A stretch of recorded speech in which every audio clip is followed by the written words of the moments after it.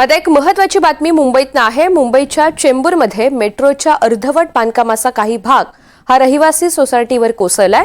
वडाळ्याकडे जाणाऱ्या मेट्रोचं काम सध्या सुरू आहे आणि याच मेट्रोच्या सळ्यांचं काम थेट चेंबूरमधील सुमन नगरच्या इमारतीवर कोसळलं। या घटनेनंतर रहिवाशांमध्ये भीतीचं वातावरण तयार झालंय।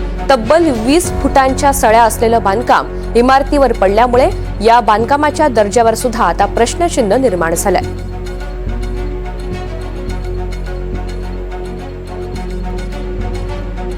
काल रात्री ही संपूर्ण घटना घडलेली आहे। मुंबईच्या चेंबूरमध्ये मेट्रोच्या अर्धवट बांधकामाचा काही भाग हा रहिवासी सोसायटीवर कोसळलेला आहे।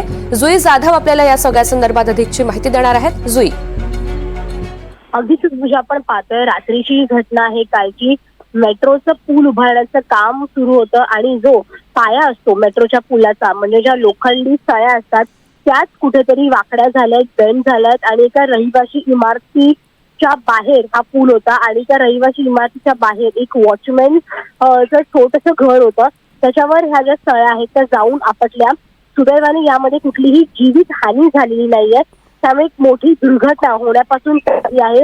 मात्र हा जो पिलर पडला आहे जो खरं तर पाया असतो एखाद्या मेट्रोच्या पिलरचा, त्यात जर लोखंडी सळ्या कोसळल्या असतील तर मेट्रोच्या कामावर प्रश्नचिन्ह मोठा उपस्थित झाला आहे।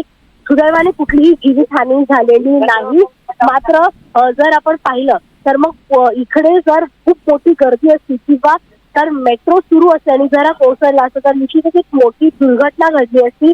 यावरती आता नेमकं मेट्रोकडून काय स्पष्टीकरण येत आहे हे पाहणं महत्त्वाचं राहणार आहे। ऋतिका, निश्चित जुई, धन्यवाद सविस्तर माहितीसाठी।